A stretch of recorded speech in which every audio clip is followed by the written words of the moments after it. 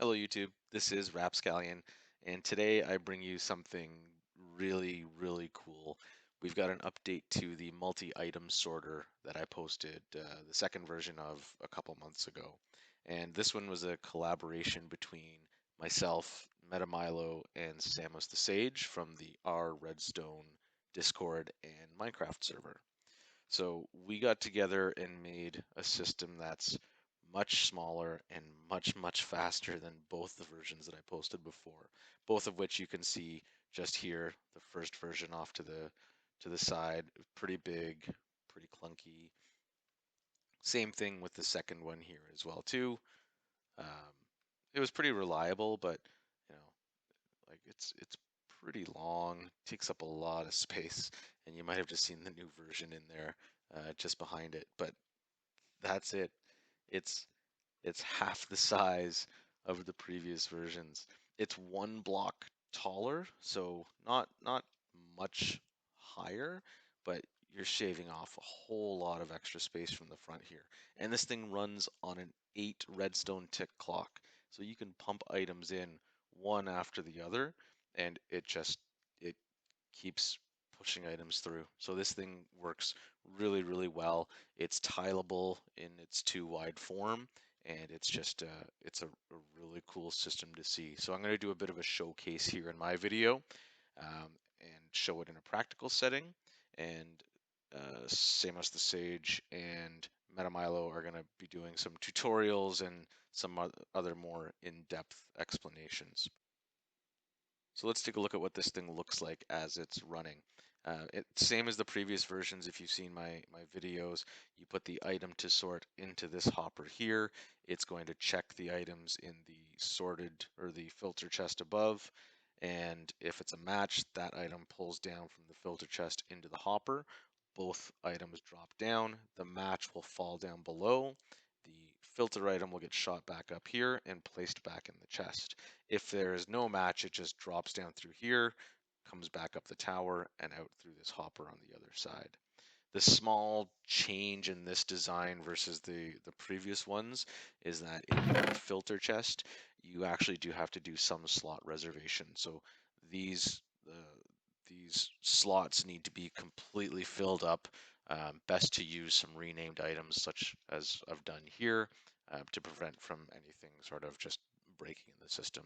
Also important to note that the items in the filter hopper should also be named, but name them differently from what you put in the filter chest itself. So right now we're only configured to sort white wool, so let's do this. We'll put the wither rows in first, and it should just, yeah, already over there in that other hopper. And then we'll drop in our white wool. See, just there it blinked back in, and we've got our match down below. And I already had a white wool in there. So that's really how that works. It's it's super fast. There it is there, and the other item already back up in the filter chest. So let's go take a look at this thing in a practical setting. Okay, I've got 7 slices set up here in the same setup that I've done in my previous videos. I'm set to sort for wool and carpet, concrete and powder, glass and panes, oak, cobblestone, nether items, redstone, and I'm also going to highlight um, the system in the opposite direction as well, because sometimes people worry about the directionality of these things. So we're doing iron, food, and fish, and terracotta and glaze in these 3. Anything else should come out into this unsorted chest. And everything except for the terracotta is empty. That's just to show how the overflow works that I've set up, because I added a few items just below to enhance this, such as the indicator lights and the overflows that you see.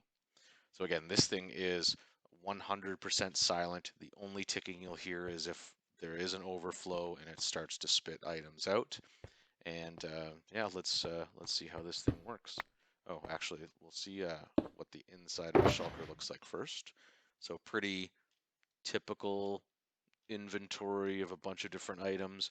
We'll get some things that match. We'll get some things that don't. Um, Make note of the 16 stackable oak signs.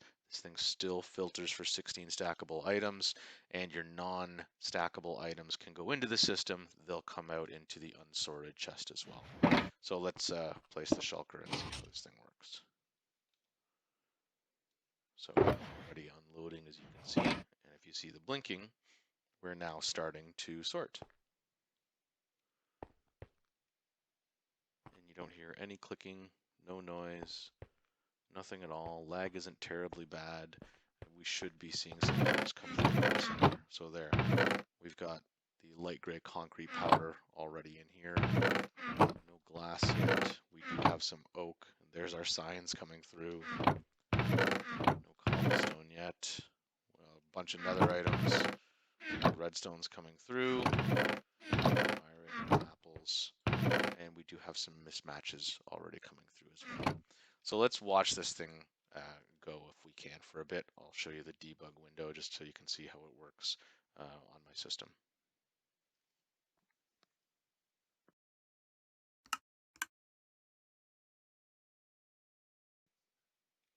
So you might have heard those clicks there quickly. If you take a look at the side, that is because our terracotta chests are full and it actually shot it out. So we have overflow. There we go. Just happened again and a couple more times. So I'll show you the overflow afterwards. That sound was the shulker clearing and dropping the shulker into the system itself.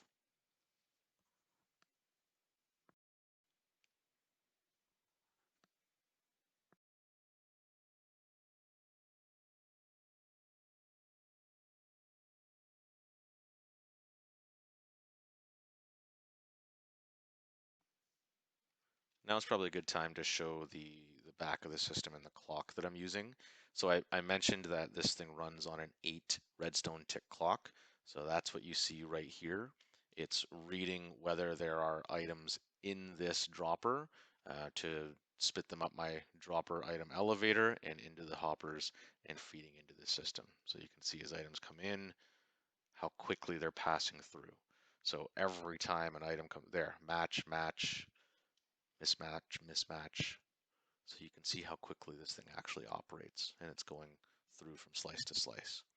So again, here's a quick shot of the clock, and it'll only fire if there's items in that dropper, so it is an auto dropper system setup that I have going on here. I do have a pause as well, so you may see that if you want to pause the system with the items that are in it or stop it if you've got a lot of items going through, you may run into problems if the thing is operating and you quit out of your world and restart it. If it's operating while you do that, some mismatch items will probably drop through the hoppers and fall into the chest below. So you could get a redstone item in with your oak.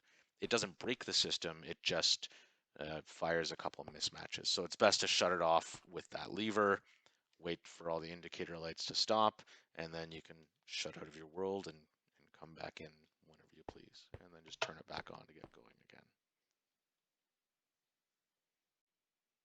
I almost forgot to show what the configured chests look like with all the blockers and everything in it. So why don't we take a quick opportunity to look at what the inside of these filter chests look like.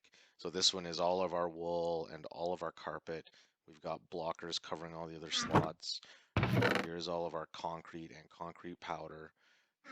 Here's all of our glass and glass panes. All of our oak items, including the signs. Cobblestone, nether items, redstone items, all of our iron items that we can sort for, all the food and fish items that we can include, and all of the terracotta items as well. So you could fill this chest up with 54 different items, and all of those items will sort into the chests below. It's all based on how you want to configure this thing. There's a lot of flexibility in this overall system. So the other items on the back here are the indicator lights. So I'm just reading the signal off of the system and pushing it through to a light. I've got a dropper just below this hopper that reads it and spits back up if everything does back up. So the terracotta is an example on this side. You can see that the chests are both full, the hoppers are both full. So as soon as something goes in here, it spits it out on the other side. So those are optional items. It adds a bit to the size, but makes it a little bit more friendly for use, because if items started backing up in it, you're going to break your system. But overall, very, very satisfied with this design. Big thank you again to Samos the Sage and MetaMilo for help on putting this thing together. We went through a bunch of iterations before we got something that worked and worked well. I'm happy to showcase it here, and I'm going to set up some links to the videos that they're going to post. And please make sure you go and check out their channels and subscribe as well. They've got some cool stuff themselves. Great. Thanks again, YouTube. Have a great day.